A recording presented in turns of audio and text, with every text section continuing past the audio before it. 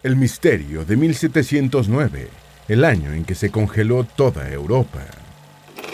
Mucha gente ha visto en las noticias que el invierno del periodo 2022-2023 es uno de los más helados registrados en 60 años en la historia de Norteamérica. No obstante, hubo otro anterior a ese que fue mucho peor y que afectó no solo a Estados Unidos y Canadá, sino a la mayor parte de Europa, provocando muertes masivas por hipotermia, hambrunas, una fuerte crisis económica y el destino de 2 guerras. Los ingleses lo llamaron Great Frost, los franceses Le Grand Hiver, mientras que los investigadores lo consideraron una mini-edad de hielo, y hoy les contaremos su trágica historia. Antes de meternos a fondo, no te olvides de suscribirte a nuestro canal y activar las notificaciones para mantenerte al día con nuestras actualizaciones.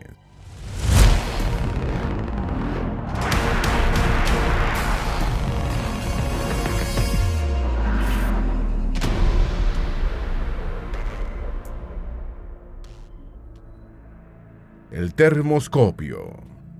Una de las peculiaridades del Gran Invierno de 1709 fue el hecho de que era el primer gran invierno registrado en el que se empleó un termoscopio, un instrumento de medición de la temperatura predecesor del termómetro, que fue creado por el inventor Galileo Galilei hacia el año 1592.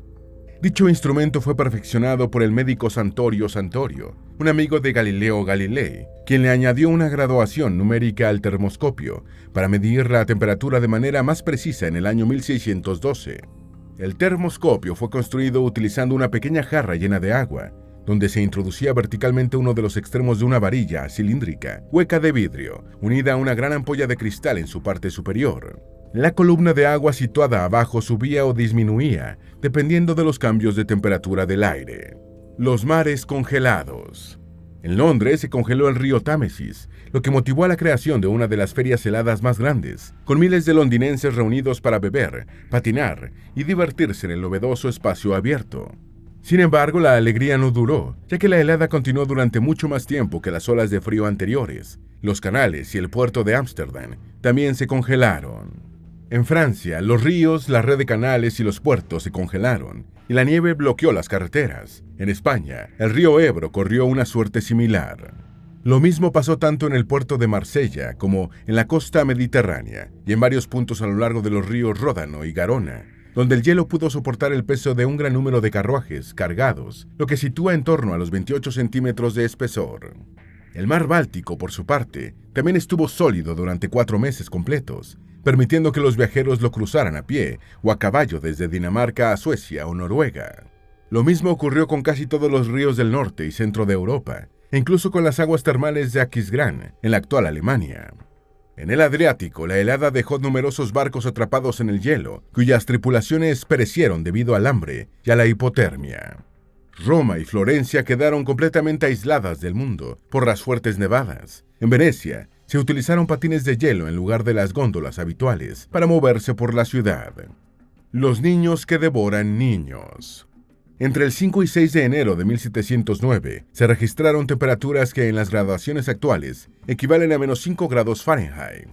Este descenso drástico en la temperatura global provocó que las personas más pobres murieran congeladas cuando dormían. El mismo riesgo lo corrieron los nobles de Francia, cuyos castillos con grandes ventanales dejaban pasar grandes corrientes de aire helado. El frío era tan fuerte que la comida y el vino se congelaban, provocando grandes hambrunas y rebeliones. En Francia, el rey Luis XIV organizó repartos de pan y obligó a la aristocracia a hacer lo mismo. También mandó a registrar todos los almacenes de granos para evitar el acaparamiento, enviando inspectores para asegurarse de que se obedecieran las reglas. Esta medida no fue efectiva.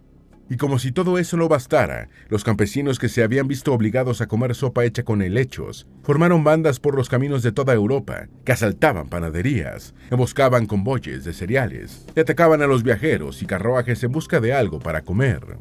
Entre febrero y junio de 1709, hubo al menos 155 intentos de rebelión abierta en Francia, cuando personas desesperadas invadieron castillos e instituciones religiosas que pudieran tener comida.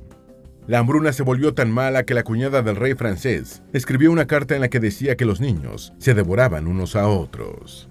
Los animales congelados. No solo el mar o la gente se vio afectada por la gran helada. Los troncos de los árboles se hicieron añicos, como si estuvieran hechos de vidrio en lugar de madera maciza, los olivos de la ciudad de Valencia se vieron destrozados por las bajas temperaturas. Las campanas de las iglesias se rompieron cuando la gente trató de tocarlas. En Versalles, la duquesa de Orleans, cuñada del rey Luis XIV, escribió a un pariente en Hannover: «El frío aquí es tan intenso que casi desafía toda descripción. Estoy sentado junto a un fuego crepitante. Tengo una barrera delante de la puerta que está cerrada, de modo que puedo sentarme aquí con un abrigo de piel alrededor del cuello y los pies en un saco de piel de oso, y todavía estoy temblando y apenas puedo sostener la pluma. Nunca en mi vida he visto un invierno como este». Un canónigo de Beaune, en Borgoña, Francia, fue testigo de cómo los viajeros morían en el campo, el ganado en los establos, los pájaros y otros animales salvajes en los bosques, mientras el vino se congelaba en los barriles y se encendían hogueras públicas para calentar a los pobres. Tanta muerte acabó por atraer a los lobos que se alejaron del bosque y se aventuraron a las aldeas en busca de algo para comer, que a veces resultaron ser aldeanos que habían muerto congelados. La gran helada afectó 2 guerras. La guerra de sucesión española entre Francia y Gran Bretaña se retrasó debido a las malas cosechas, el frío y la hambruna generada por la gran helada en 1709. No obstante, la guerra entre Gran Bretaña y Francia volvió a encenderse en otoño de ese año, provocando la pérdida de 30.000 vidas en la batalla de Malplaquet, dando como resultado la victoria de Inglaterra. En la Gran Guerra del Norte entre Suecia y Rusia, la gran helada contribuyó a que el ejército ruso alcanzara la victoria.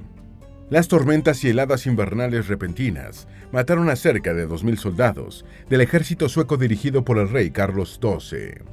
Dicho número se elevaría a unos 20.000 soldados caídos en combate en los meses subsiguientes, quienes también se vieron afectados por el hambre, enfermedades y la falta de suministros. Pedro el Grande obtendría la victoria gracias a que preparó mejor a sus tropas para el clima invernal, a quienes mantuvo dentro de sus campamentos, lo que ayudó a que tuviera menos bajas que los suecos, permitiéndole derrotarlos en la batalla de Poltava en junio de 1709. El deshielo. Cuando finalmente llegó el deshielo a Inglaterra en abril, hubo una serie de inundaciones generalizadas, lo que se tradujo en una gran catástrofe para una economía mayoritariamente agrícola. Las cosechas se arruinaron, los precios de los cereales se multiplicaron por 6, y muchas comunidades pasaron hambre.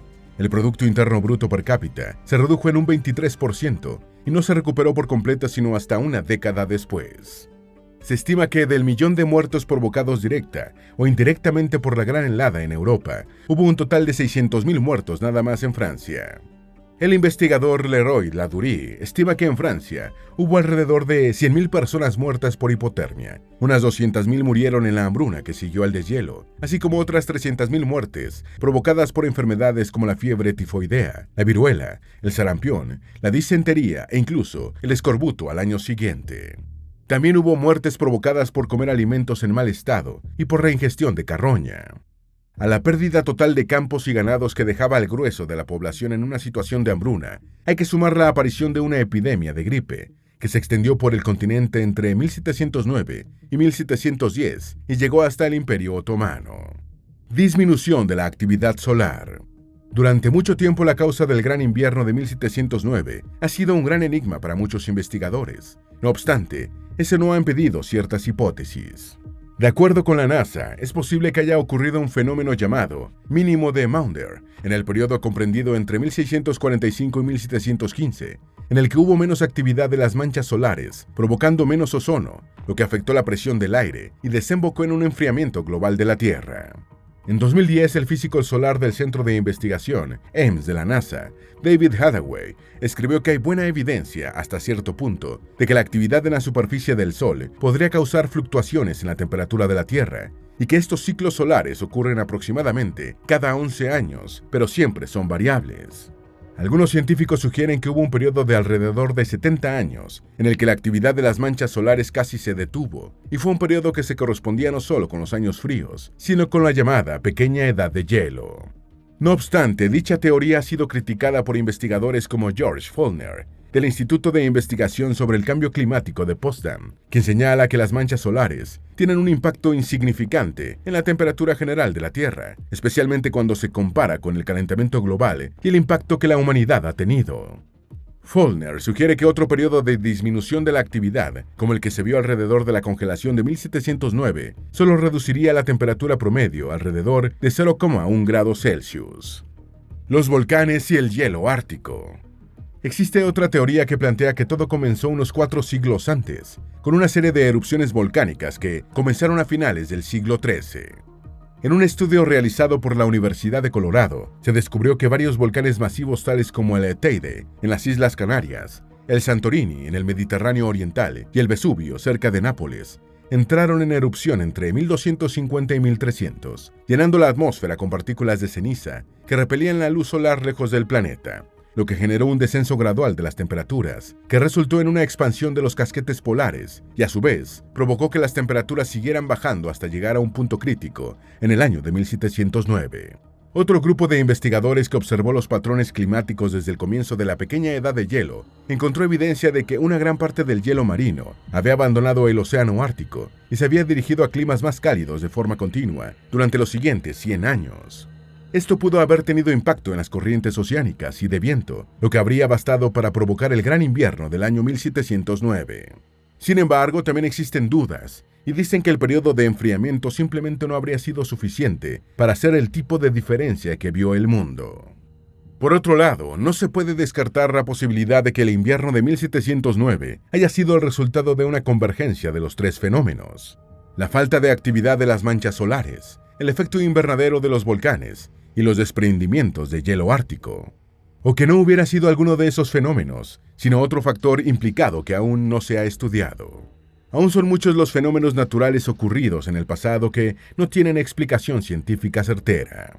Sobre ellos solo se especulan escenarios hipotéticos que no encuentran mayor asidero en los que se viven en la actualidad, porque no hay punto de comparación entre ellos. Sin embargo, queda demostrado que este tipo de eventos catastróficos solo puede descubrir el lado humano y el lado más salvaje de nuestra especie. Esperamos que este video te haya sido útil. Si tienes algo que agregar, por favor, compártelo con nosotros en la sección de comentarios. Dale me gusta a este video y envíale el enlace a tus familiares y a tus mejores amigos para que también sepan más sobre el misterio del terrible invierno de 1709 en Europa. Si eres nuevo en nuestro canal, no olvides suscribirte. No se te olvide seguirnos en todas nuestras redes sociales, que van a estar aquí abajo en la descripción. Recuerda, un pueblo que no conoce su historia está condenado a repetirla.